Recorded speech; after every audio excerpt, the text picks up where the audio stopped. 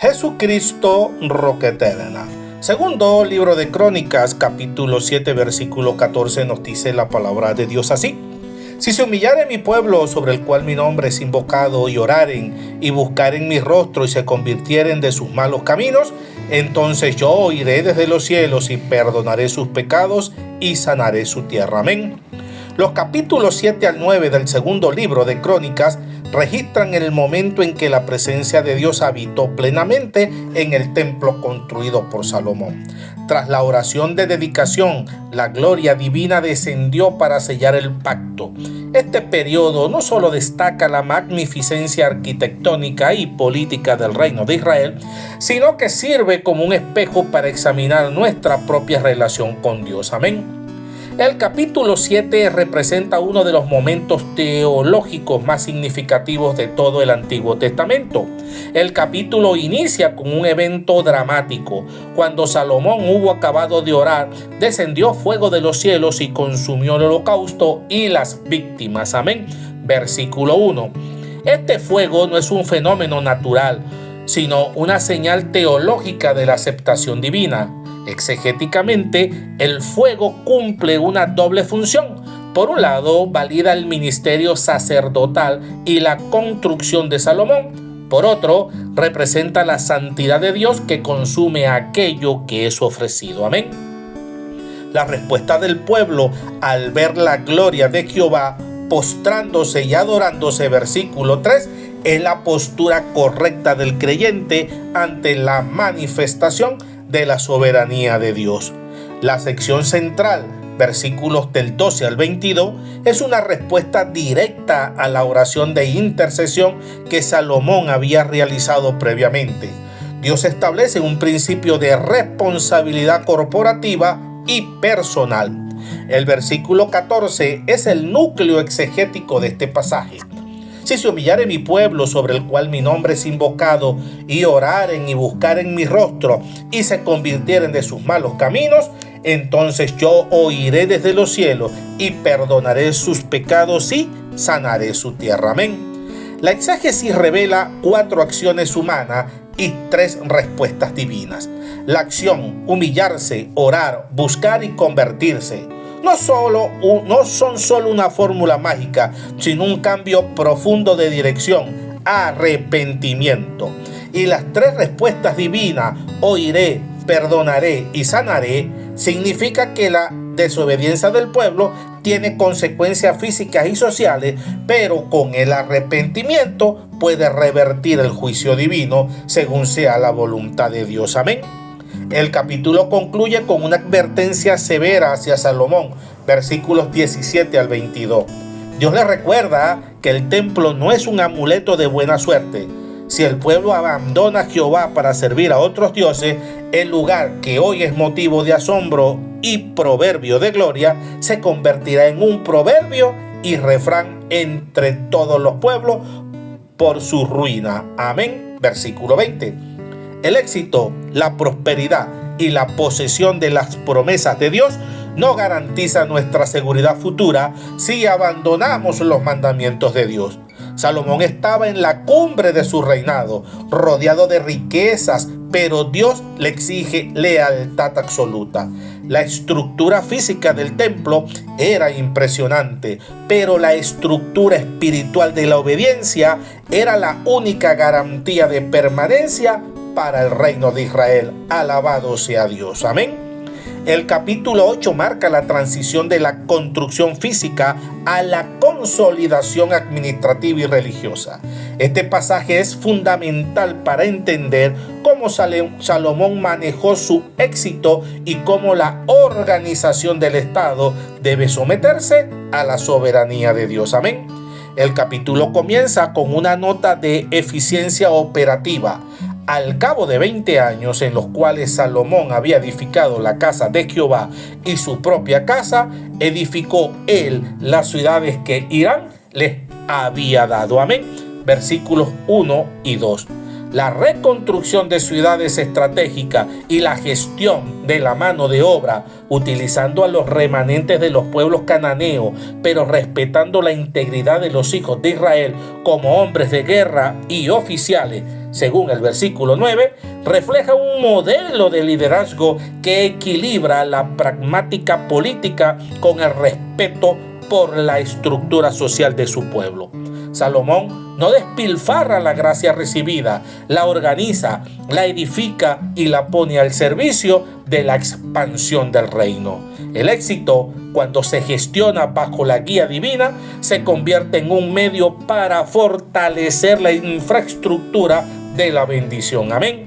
Un punto crucial para la exégesis es el versículo 11. Y Salomón pasó a la hija de Faraón de la ciudad de David a la casa que él había edificado para ella, porque dijo: mi mujer no morará en la casa de David, rey de Israel, porque el lugar donde ha entrado el arca de Jehová es sagrado. Amén. Salomón reconoce que existen límites claros entre la esfera de la diplomacia humana y la esfera de la santidad divina. Amén. La casa de David representaba la línea mesiánica y el lugar donde recibía el arca. La última parte del capítulo, versículos 12 al 16, describe lo meticuloso que es Salomón en el culto. Entonces ofreció Salomón holocaustos a Jehová conforme al rito de cada día, ofreciéndolos conforme al mandamiento de Moisés. Amén. El cronista enfatiza que Salomón no intentó modernizar o cambiar la adoración por una más cómoda o creativa. Se mantuvo estrictamente apegado a las ordenanzas de Moisés y a la organización establecida por David. Al organizar el servicio sacerdotal y levítico, según el rito de David su padre, versículo 14, asegura que el orden espiritual del pueblo sea estable. Salomón, en la cima de su poder, elige someterse a la tradición sagrada, recordándonos que el servicio a Dios debe ser realizado cada día en su día, cumpliendo con fidelidad lo que se nos ha encomendado, sin intentar acortar los caminos de la obediencia para facilitar los de la conveniencia. El capítulo termina con un resumen pragmático. Así fue terminada toda la obra de Salomón. Amén. Versículo 16. Validando que la verdadera plenitud viene cuando se cierra el ciclo de la obediencia completa. Gloria a Dios. El capítulo 9 sirve como el epílogo glorioso del reinado de Salomón, donde la sabiduría, la riqueza y el poder político convergen bajo la bendición divina. Alabado sea el Señor. Este capítulo no es solo un relato de la opulencia, sino una lección teológica sobre el propósito de la prosperidad y la naturaleza temporal de las glorias humanas. El pasaje inicia con la visita de la reina de Saba, versículos del 1 al 12. Un evento que trasciende la mera curiosidad diplomática. La reina representa el mundo gentil que es atraído por la fama de Salomón. Sus preguntas no son triviales. Ella pone a prueba al rey con preguntas difíciles. Amén. Versículo 1.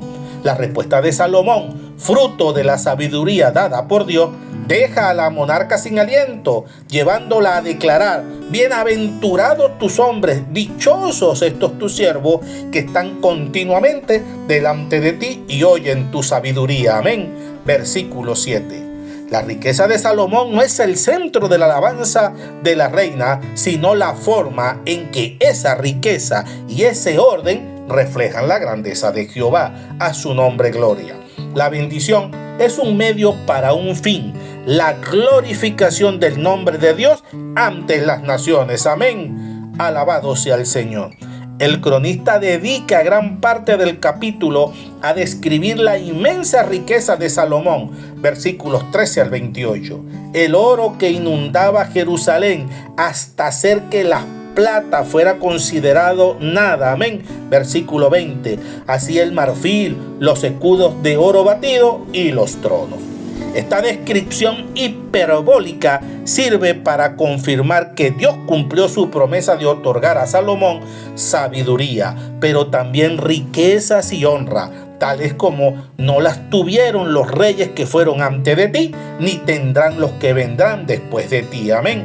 Según Segunda de Crónicas, capítulo 1, versículo 12. Sin embargo, el análisis debe detectar la sutil advertencia que se esconde tras la prosperidad. El versículo 25 menciona la acumulación de caballos y carros, elementos que bajo la ley de Deuteronomio capítulo 17 versículo 16 eran restricciones para los reyes de Israel a fin de evitar que confiaran en la fuerza militar en lugar de Dios. Amén. El capítulo cierra con un resumen sobrio. Los demás hechos de Salomón no están escritos en los libros de Natán profeta. Amén. Versículos 29 al 31. Tras la descripción de una magnificencia sin precedentes, el cronista simplemente registra que Salomón durmió con sus padres después de reinar 40 años en Jerusalén. Al final, el esplendor de Salomón palidece ante la realidad eterna de Dios. El reinado de Salomón alcanza su meta histórica, pero la lección permanece. La gloria humana es un vapor, mientras que la fidelidad a la palabra de Dios es lo único que permanece tras el paso de los años. Amén. Alabado sea Dios. Concluimos. El desafío de la fidelidad. El estudio de estos capítulos nos deja una lección final de vigilia espiritual. La bendición de Dios es inmensa y su presencia es real. Pero nuestra responsabilidad es mantener la integridad de esa relación. El éxito de Salomón no fue una meta, sino una plataforma para la adoración. Que nuestras vidas, independientemente de la prosperidad o de la prueba, siempre se caracterice por la misma fidelidad a los mandamientos de Dios, manteniendo siempre el enfoque en aquel que es mayor que cualquier gloria terrenal. A su nombre, gloria. Vamos a orar. Señor, te damos gracias por el recordatorio de tu santidad y tu pacto. Al igual que Salomón, reconocemos que todas nuestras sabidurías, dones y logros provienen de ti. Ayúdanos, Señor, a mantener nuestro corazón humilde para buscar siempre tu rostro, a ser fieles en el servicio diario que nos has encomendado y a recordar que nuestra mayor riqueza es habitar en tu presencia. Que nuestra vida, al igual que la de Salomón frente a las naciones, sea un testimonio que traiga a otros hacia ti. En el nombre de Jesús, amén, amén y amén. Dios te bendiga, Dios te guarde.